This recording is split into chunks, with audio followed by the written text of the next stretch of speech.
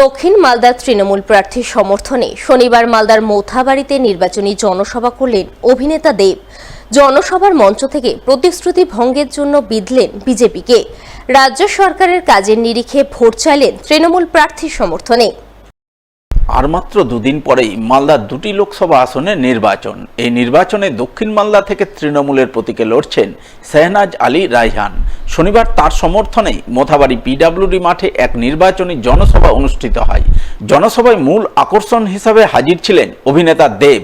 এছাড়া উপস্থিত ছিলেন রাজ্যের মন্ত্রী সাবিনা ইয়াসমিন, দক্ষিণ মালদার তৃণমূল প্রার্থী শেহনাজ আলী রায়হান, জেলা তৃণমূলের সভাপতি আব্দুর রহিম বক্সি, জেলা পরিষদের সভাধিপতি লিপিকা বর্মন ঘোষ সহ আরও অনেকেই। এদিন বেলা 1:30 নাগাদ অভিনেতা দেব সভাস্থলে পৌঁছান। তাকে দেখা মাত্রই তৃণমূল নেতাকর্মী সহ সাধারণ মানুষজন কার্যত হুমড়ি খেয়ে পড়েন। তাকে ঘিরে সকলের চোখে মুখেই ব্যাপক আনন্দ উচ্ছ্বাসের ছবি নজরে আসে।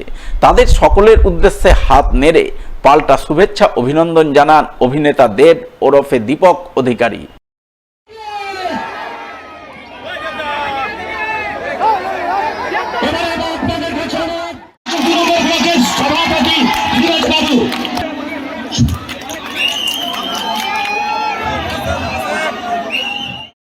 এরপর সভামঞ্চে বক্তব্য রাখতে ওঠেন অভিনেতা দেব।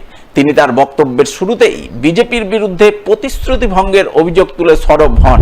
এরপর এক এক করে রাজ্য সরকারের একাধিক উন্নয়নমূলক প্রকল্পের কথা তুলে ধরেন এবং উন্নয়নের নিরিখে, কাজের নিরিখে তিনি তৃণমূল প্রার্থী শেহনাজ আলী রায়হানের সমর্থনে ভোট প্রার্থনা করেন, তাকে জয়যুক্ত করার আবেদন জানান।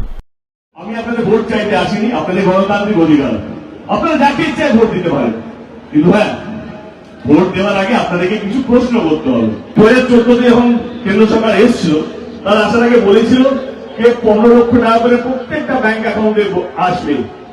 বলেছিল তো? এসেছে? বলেছিল প্রত্যেক বছর 2 কোটি চাকরি দেবে। প্রত্যেক বছর 2 কোটি চাকরি তো দূরের কথা, আমাদের রাজ্যের চাকরিগুলো ওরা তাড়িয়ে দিচ্ছে। যেই ছেলেগুলো কষ্ট করে চাকরি পেয়েছে, সেই চাকরিগুলো চলে গেছে। এবং আপনার সঙ্গে অবাক হবেন যে আমাদের দেশে আজকে চাকরির যা খারাপ অবস্থা, সেটা স্বাধীনতার পর কোনোদিন এত খারাপ অবস্থায় নামেনি, এটা আজকে দাঁড়িয়ে হয়েছে। তো কাজকে জিম্মেদার এটার জন্য কেন্দ্র সরকার। তারা বলেছিল একটা সময় যে গ্যাসের দাম 400 টাকা করে চাইছিলাম, 2014 আগে ভিডিও ভর্তি আছে, ইউটিউবে খুললে পেয়ে যাবে। কেন্দ্র সরকার বলেছিল আমরা সরকারে এলে আমরা 400 টাকা করে গ্যাস দেবো। আজকে সেই গ্যাসের দাম 1100 টাকা হয়ে গেছে। ভোটের জন্য 200 টাকা কমিয়েছে। কথা দিচ্ছি, ভোট ওরা যদি জিতে যায়, জেতার পরেই 500 টাকা বাড়িয়ে দেবে। তো আমার একটাই কথা, যেই যে প্রতিশ্রুতি ওনারা 2014 থেকে দিয়ে এসছেন, একটাও রাখতে পারবেন না। সেই জায়গা থেকে আমি বলবো আমাদের সরকারে কিছু কাজ। এই ডিস্ট্রিক্টে আমাদের সরকার 2013 পর থেকে অনেকগুলো সুপার স্পেশালিটি হসপিটাল বানিয়েছে। আমাদের সরকার স্বাস্থ্য সাথীর মতন কাজ নিয়ে এসছে, স্বাস্থ্য সাথীর মতন প্রকল্প নিয়ে এসছে।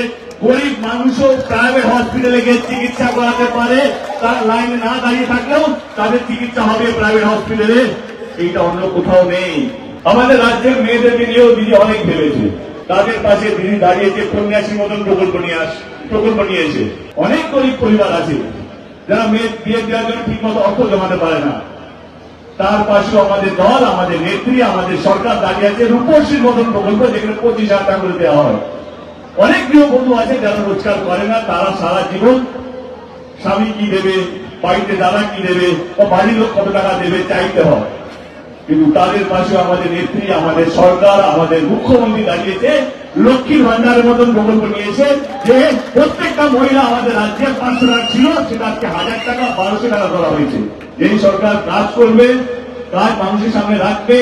যদি কাজে নিরিখে ভোট হয়, তাহলে দক্ষিণ মালদায় একটা ভোট অন্য কোথাও পড়বে না, সব কটা তৃণমূল কংগ্রেসে পড়বে, যদি কাজে নিরিখে ভোট হয়। আমি সহনার ভাইয়ের জন্য আপনাদের কাছে দোয়া চাইতে এসেছি, আপনাদের আশীর্বাদ চাইতে এসেছি। আপনারা সঙ্গে আছেন তো? এতগুলো মানুষের আশীর্বাদ যার মাথার উপরে থাকবে, সে কোনোদিনও হারতে পারে না বলে আমার বিশ্বাস। তার দল কোনোদিনও হারতে পারে না বলে আমার বিশ্বাস। তো আপনারা আশীর্বাদ করবেন তো?